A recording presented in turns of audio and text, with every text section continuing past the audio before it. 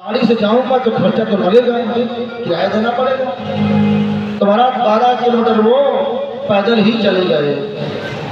अच्छा, वो दान पुण्य करते नहीं थे तो लोगों ने उनका नाम उपहास में रख दिया दानवीर, दानचंद्र।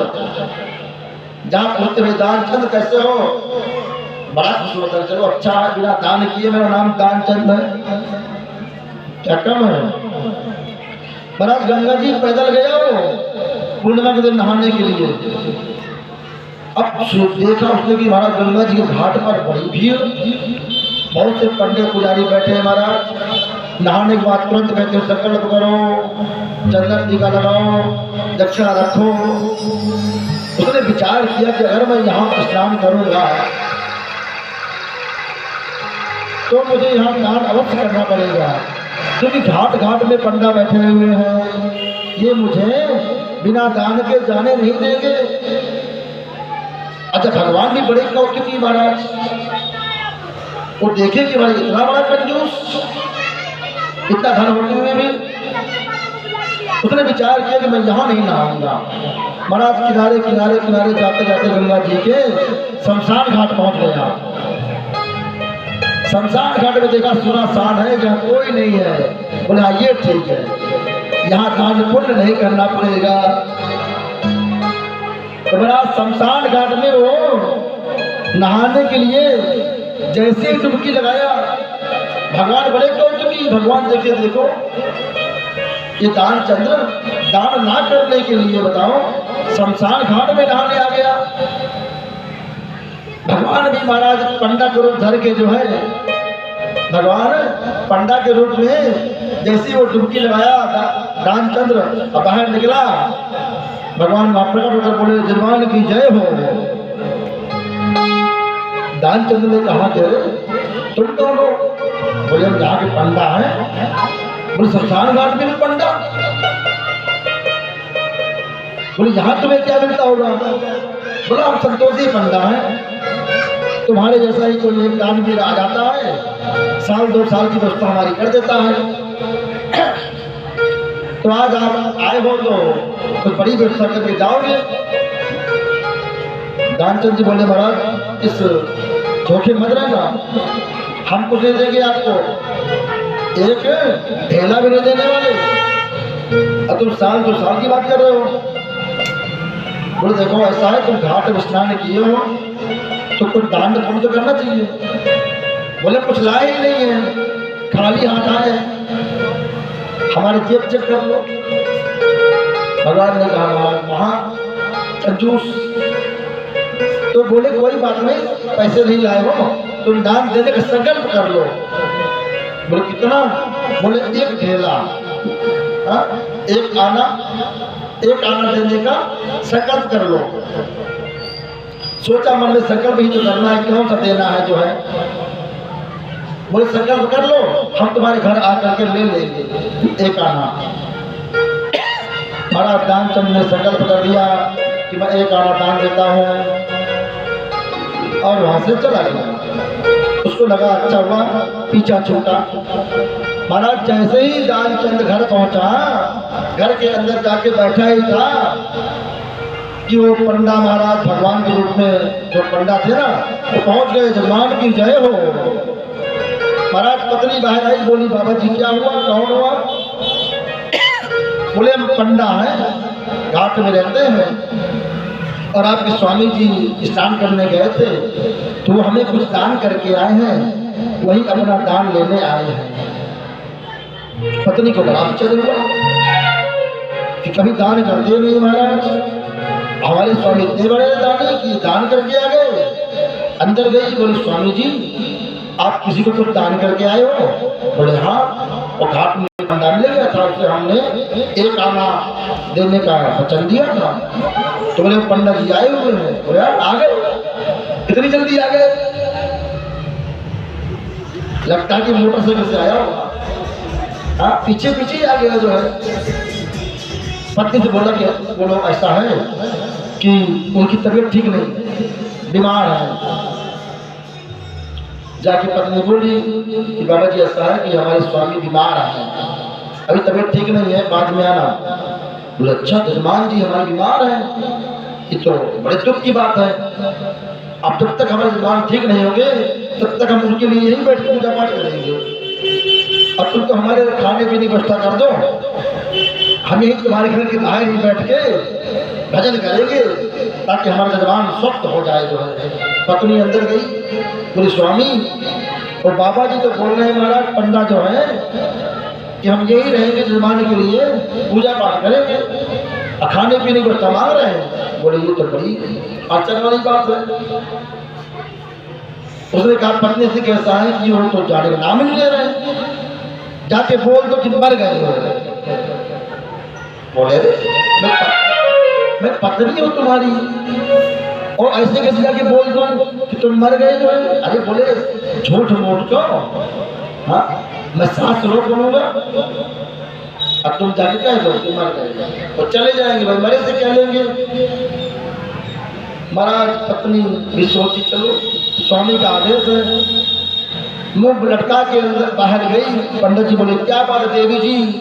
बोले चले गए, क्या मर गए इतनी जल्दी, अभी हम तो स्नान करके गंगा जी आए हैं, अभी मर गए। राम राम राम, बड़े अच्छे आदमी थे, दान दे के आए थे और दान दे के मृत्यु तो बड़ी अच्छी होती है महाराज। हाँ दान देने के बाद मृत्यु हुई है। और देवी जी तुम ऐसा कि तुम अकेली हो तो कहाँ जाओगी क्रियाकर्म करने। हम ऐसा है कि सारे गाँव वालों को बुला लाते हैं और इनका क्रियाकर्म करवा देते हैं। जो है भगवान तो महाराज हरि व्यापक सर्वत्र समाना, अनेक रूपों में महाराज पूरे गांव में जाके बता दिए कि महाराज दानचंद चले गए, दानचंद की मृत्यु हो गई। सारे गांव वाले महाराज आ गए। राम राम, बड़ा अच्छा आदमी था, जो कंजूस तो था लेकिन उसने कभी किसी का दिल नहीं दुखाया। हाँ दानचंद भाई बड़ा अच्छा व्यक्ति था। कहते हुए लोग आए महाराज, अंदर गए, खटिया में देखे तो महाराज सांस रोके पड़ा, आंख बंद किए, सांस चले ना। बुजुर्गों ने कहा भाई तो चला गया, सही चला गया, उठाओ इसको, तो नहीं तो बदबू आएगी, भाई मिट्टी कब तक पड़ी रहेगी। सभी ने महाराज उठाया, नहलाया, धुलाया, वो सांस रोके पड़ा। महाराज अर्थी बांध दी, अर्थी में लिटा दिया दानचंद को और रस्सी से बांध दिया और महाराज सांस रोके पड़ा। अब पत्नी समझ गई महाराज कि अगर नहीं रोकूंगी तो ये ले जाएंगे, जिंदा जला देंगे इसको। महाराज वो कहने लगी कि ये मरे नहीं है, ये मरे नहीं है। पड़ोस की औरतों ने पकड़ा, बोला तुम धीरज रखो, सबके साथ ऐसा होता है, कोई बड़ी बात नहीं है। हाँ तुम्हें बहुत प्रेम करते थे इसलिए तुम रो रही हो, इसलिए कह रही हो कि तुम नहीं मरे हैं, तुम्हें विश्वास नहीं हो रहा अभी। जो है चार औरतों ने पकड़ लिया जबरदस्ती महाराज। अब वो रोने लगी, सच में रोने लगी कि अरे मरे नहीं है, मरने का नाटक कर रहे हो, लोग उसकी बात माने ना। बोले भाई ये थोड़ा पति के प्रेम में पागल हो रही है, इसको चार औरतें पकड़ के अंदर ले जाओ जबरदस्ती। जो है और वो महाराज चिल्लाए कि पति मरे नहीं है, डॉक्टर किए बैठे लेते हैं। महाराज सब ने उठा लिया कंधे पर, राम राम सत्य कहते हुए। और वो महाराज दानचंद इतना कंजूस, सांस रोके महाराज लेटा अर्थी में, शमशान घाट ले गए, चिता बना दी, चिता में महाराज उठा के लटा दिया। लटा करके महाराज जैसे अग्नि लगाने वाले थे तो पंडा थे ना भगवान, वो बोले रुक जाओ थोड़ा, मैं कुछ कान में कह दूं, हो सकता है कुछ मंत्र काम कर जाए। तो उन्होंने कान में कहा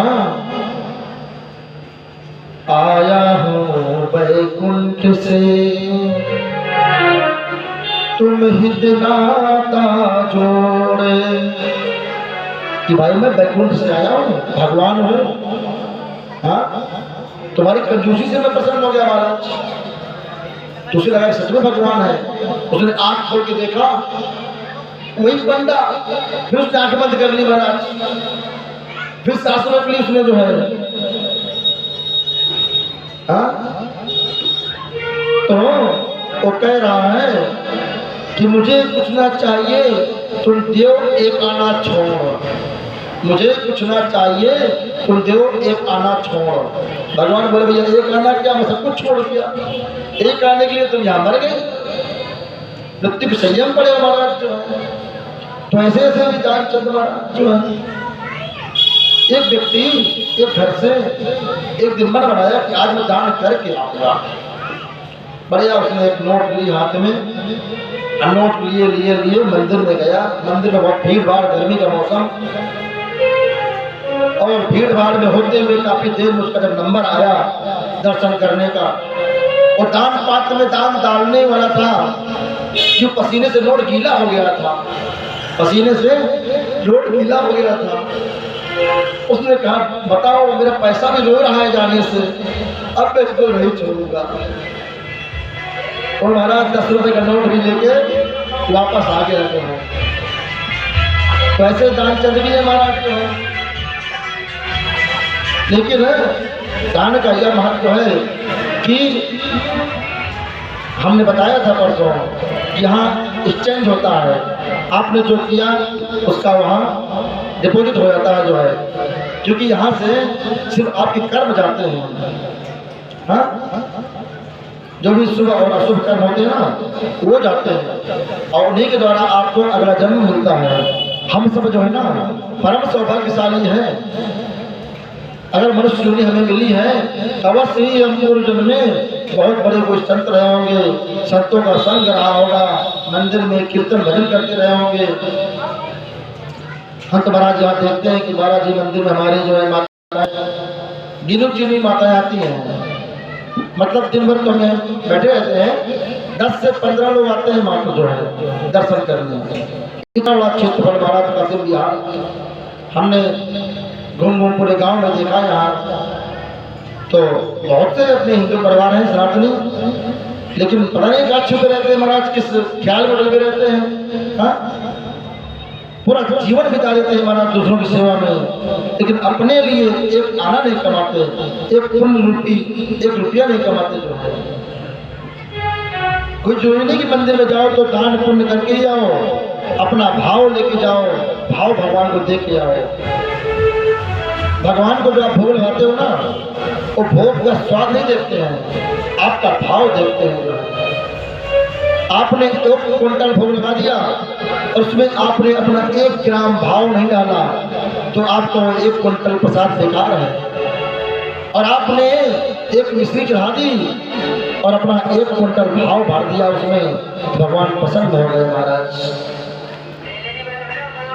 भावना में भाव हो,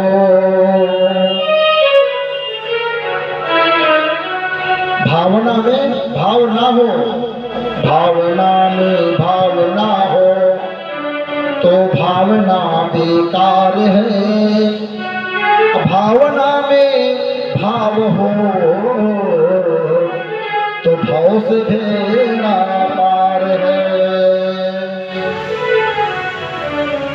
किसी ने पूछा महाराज ये जो हम भोग लगाते हैं क्या भगवान पाते हैं? भगवान बराबर पाते हैं। भगवान है उस भोग में आपने कितनी मात्रा में अपना भाव डाला है उस भाव को पाते हैं। जैसे कोई फूल होता है, इसका हम खुशबू लेते हैं, खुशबू मिलती है, पर फूल का 1 ग्राम भी कम नहीं हुआ है ना। ऐसे ही भगवान उस व्यंजन का, उस व्यंजन में जो भाव है वो ग्रहण करते हैं जो है। भगवान भाव के होते हैं। महाराज सबरी के बेर कौन 56 भोग थे, भगवान ने पाया, बड़े भाव से पाया। सबरी मैया का कितना सुंदर भाव कि कहीं मेरे प्रभु खट्टे बेर ना खा लें, उनके दांत गोठिल ना हो जाए। सबरी मैया चक चक के बैरे को दे रही हैं। भगवान ने ये देखा, जैसे माँ होती है ना कुछ बनाती है बच्चे के लिए तो चुस्त कर लेती है, छोटा बच्चा है बोल नहीं पाएगा, दूध गर्म तो नहीं है, तीखा तो नहीं है, तो पहले उसे उसकी परख कर लेती है अच्छे से अपने हिसाब से, तब बच्चे को देती है। ऐसे ही सबरी मैया बिल्कुल जो है